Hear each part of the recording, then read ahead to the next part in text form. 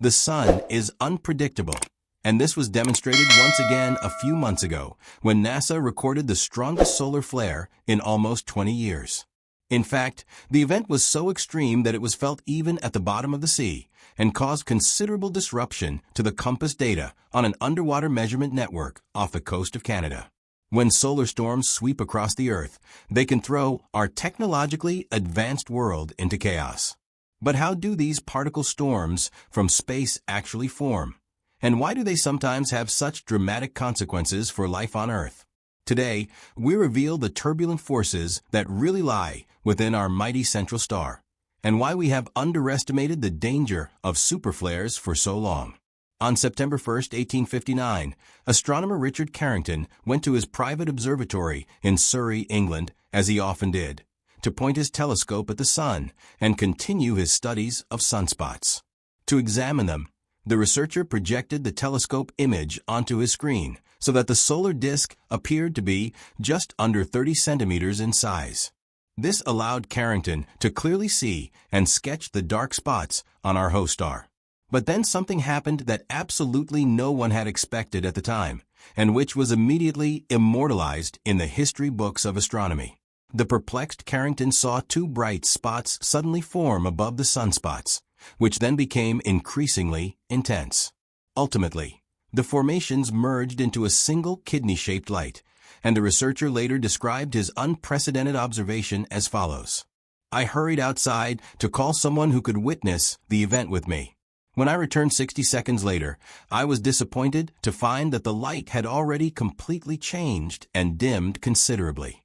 But what on earth had Carrington actually witnessed? Well, that was precisely the question that the Englishman simply could not answer at first. The next day, however, it became clear that the strange spectacle had, in fact, only just begun. Swirling auroras appeared practically everywhere in the world, so bright that you could easily read a newspaper in their glow. The colorful veils and swirls appeared even over Jamaica, the Bahamas, and Hawaii, even though they are usually only seen in the far north and south. But that wasn't all. When telegraph operators touched their equipment to transmit messages, violent shocks ran through their limbs. In some offices, the sparks even ignited the paper on which the telegrams were written.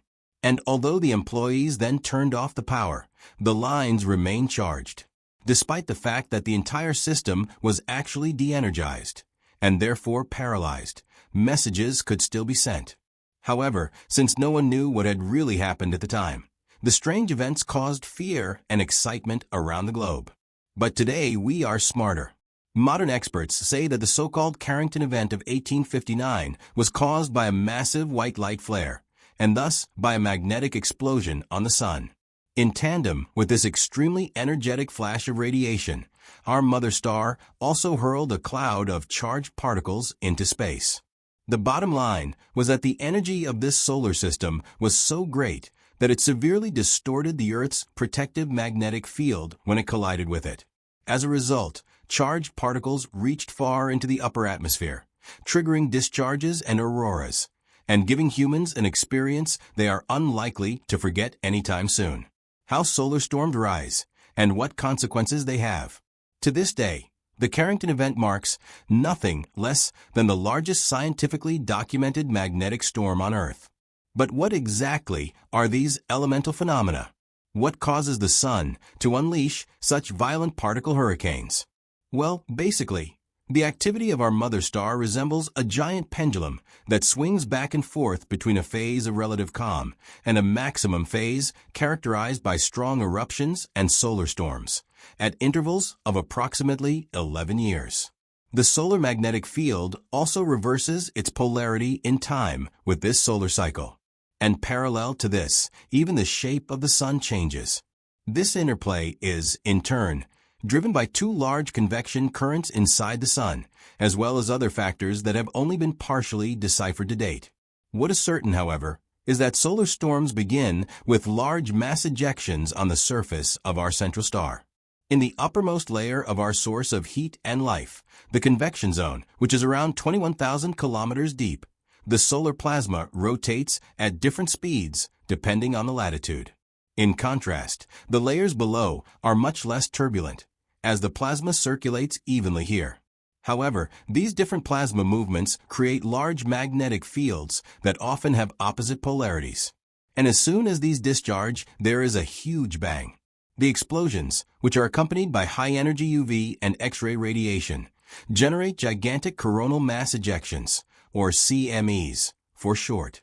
This catapults energy-charged particles into space, which then head toward Earth at speeds of up to 3,000 kilometers per second. However, the fact that the sun sends us particle radiation is not unusual in itself. On the contrary, there is actually a constant stream of particles between the two celestial bodies, which we normally do not notice.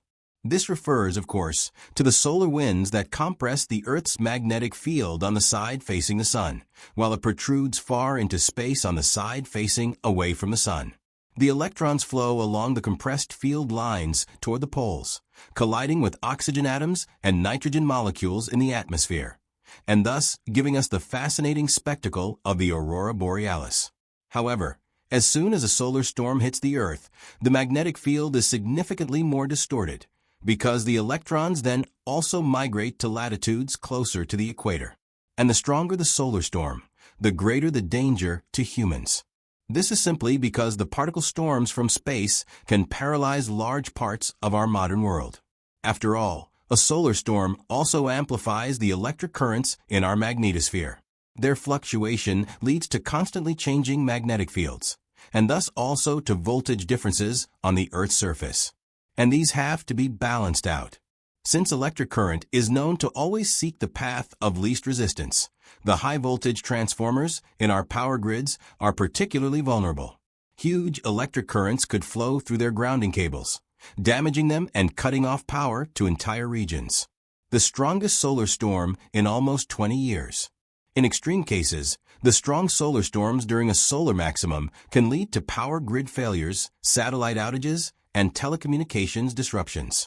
But even when the idea of sending an artificial satellite into space was still an exotic dream, the consequences of these events were already clearly felt on Earth.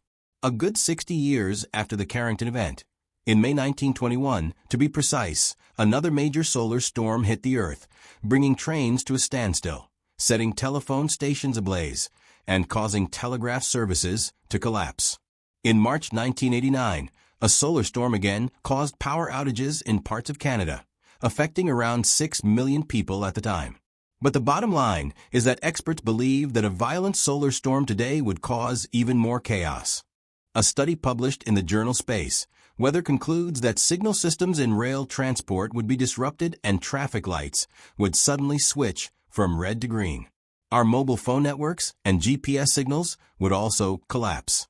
However, experts were given a stark reminder of just how far solar storms can literally reach in May last year. At that time, a supersolar storm of the highest level, G5, hit the Earth, causing auroras even in temperate and southern latitudes. Experts had not observed such an intense event for almost 20 years, and it was to leave its mark in places that absolutely no one had expected. However, Alex Slimer from the Ocean Network's Canada team had already made an astonishing discovery in March. The ONC operates a network of undersea measuring stations off the Canadian Atlantic and Pacific coasts, which are actually designed to record ocean currents and other marine data. However, Slimer noticed a strange anomaly in the measurement data, which occurred simultaneously at different locations and appeared to be caused by a solar radiation burst.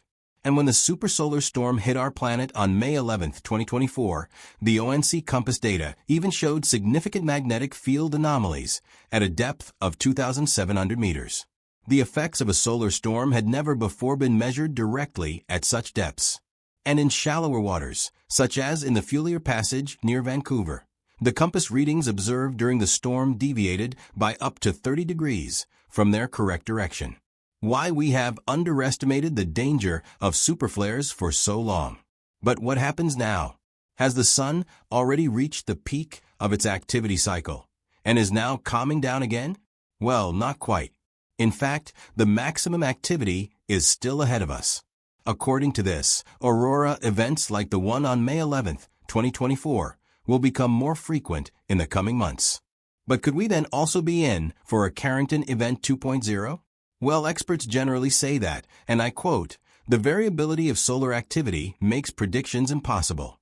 At the same time, however, and this is perhaps the crucial point, astronomers came to the unpleasant conclusion a few weeks ago that we have probably massively underestimated the danger of extreme solar flares.